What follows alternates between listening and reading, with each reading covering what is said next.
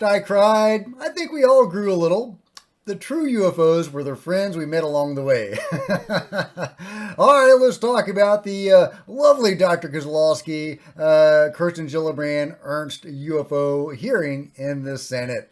So get in here. This is Jack with Cosmic Road. I'll talk about UFOs and the paranormal. Please like and subscribe and let me know what you guys think in the comments below.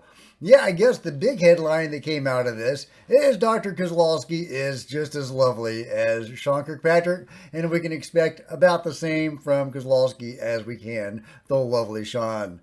Oh my God, what a joke. What a joke. Kirsten Gillibrand and Ernst didn't push back on him at all. It was ridiculous, guys. But yeah, he started the meeting by basically debunking, or attempting to debunk, pretending to debunk, Go Fast and the Puerto Rican UFO and the one other UFO. So let's get into his debunkings and why he's wrong, and then we'll go from there. Here he is talking about Go Fast. Report will be released later this year. The Go Fast was captured the public attention and congressional attention when it was made public in 2017. Looks like an object flying very fast over the water, very close to the water. Through a very careful geospatial intelligence analysis using trigonometry, we assess with high confidence that the object is not actually close to the water, but is rather closer to 13,000 feet. Diagram here shows as the platform is flying and capturing the object, if it is closer to the platform at a higher altitude, a trick of the eye called parallax makes it look like the object is moving much faster. And so we've written a detailed paper on parallax, released that on our website so that the public can literally check our math on this analysis. Okay, so the parallax explanation for Go Fast has been around for a long time, and the obvious counter to that is it doesn't matter how fast the thing was going, how close it was to the camera. The point is that it was anomalous in that it was moving without any visible means of propulsion. Yeah, one of the observables, right? One of the five observables, thus displaying advanced technology, which Koslowski, the lovely Dr. Koslowski, says does not exist. At least AARO has seen no evidence of advanced technology. He also goes on to debunk the Puerto Rico case. Joe Murgia has a rejoinder to that, to the Agua Dia case, because remember the Puerto Rico Agua Dia case, where the object is going along the ground and then it goes into the water and then it seems to come out of the water and split into two. Well, Koslowski says Chinese lanterns, balloons. That's the explanation. Sure, why not? Well, Joe Murgia isn't buying that. And he puts this up saying, the event, giving a overview of the event. U.S. Customs and Border Protection aircraft recorded infrared video of a potential unidentified anomalous phenomenon over Puerto Rico's Rafael Hernandez Airport. The video appears to show an object traveling at high speed, splitting into two objects, and entering and exiting the water. The object was deemed anomalous based on these initial perceptions. Findings, AARO, in coordination with the intelligence community, of course, and the science and technology partners, assess with high confidence that the UAP did not demonstrate any anomalous speeds or flight characteristics. Two distinct objects were airborne in proximity to each other rather than a single object splitting into two. Modeling and minimum separation vectors analysis indicates the illusion of splitting was likely due to the changing angle of sensor view, allowing only intermittent views on both objects. The perception of high speed was attributed to parallax. That's right, guys. It's all parallax. The anomalous object going into the water, seemingly, although Koslowski disputes this, coming out of the object, coming out of the water, splitting into two, all without any visible means of propulsion. It's all Chinese lanterns and parallax. Oh, I laugh, I cry. We all grew a little. It was a joke, guys. It was exactly what I thought it was.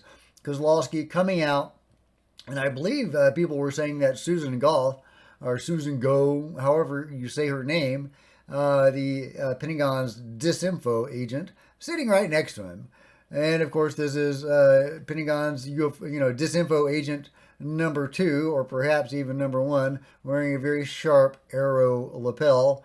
But yeah, it was exactly what we thought it was going to be. It was the same sort of briefing that Kirkpatrick also gave Gillibrand, and with the same lack of pushback, the same claims of transparency. Koslowski says he's going to start declassifying some stuff. It's going to be declassifying images of balloons, but he's going to start declassifying balloons. So we have that to look forward to, guys. But according to him, there are a few anomalous cases, and he did talk about that. Here he is talking about one of those cases. First one was brought to us by a law enforcement officer out west, where he observed a large orange orb floating several hundred feet above the ground a couple miles away. He went to investigate what was going on with that orb.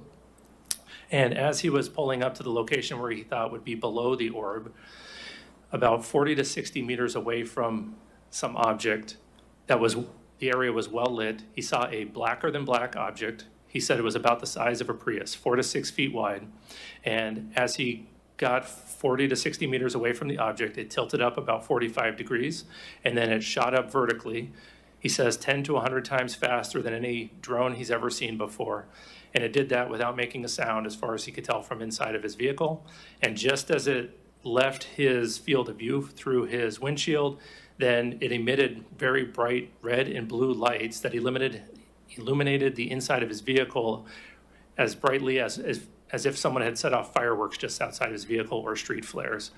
So that's anomalous because of the size of the vehicle with the great acceleration. And when he came back to investigate that area, he found no disturbance of the ground beneath it. Okay, well, that was awfully nice of Koslowski to say that there was an anomalous object or two.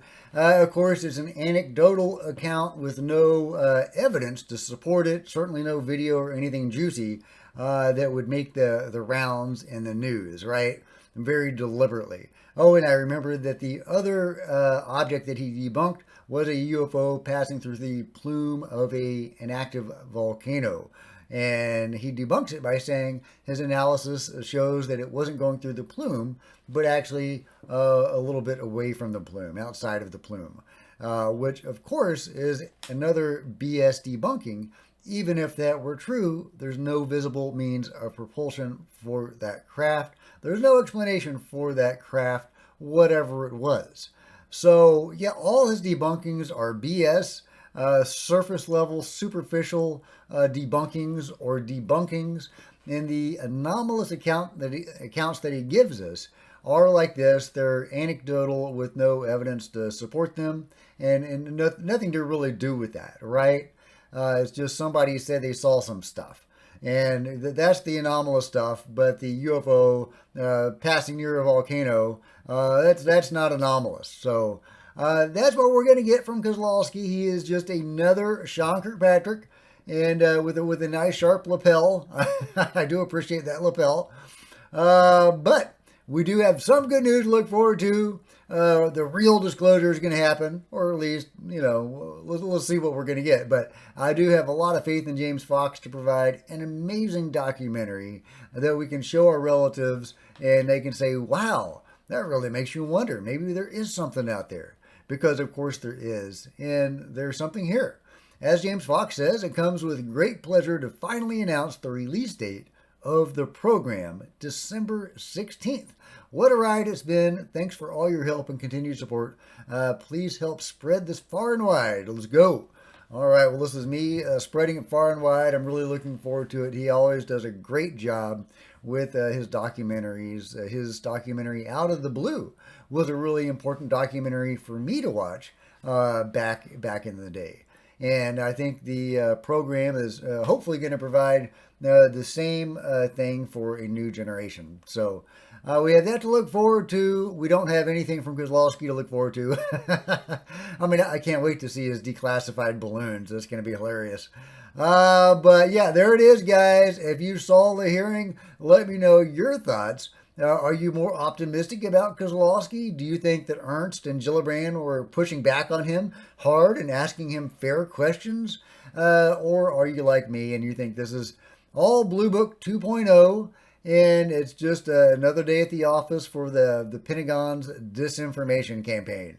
Yeah, let me know what you guys think in the comments below. And if you've enjoyed this video, please give me a big thumbs up. I sure appreciate it. Smash the like button and the subscribe button and the bell to be notified of future videos. You don't want to miss a thing. Join me on social media. There's Facebook and Twitter links below. Love to see you guys there. If you want to support Cosmic Road in an even bigger way, consider grabbing a coffee mug or a t-shirt in the merch store below. T-shirts look like that. Or you can become a channel member. Channel members are rock stars, and I really appreciate you guys' support. Thank you so much. Meanwhile, there's plenty of other videos on the channel, and I will see you guys next time. This is Jack with Cosmic Road, signing out.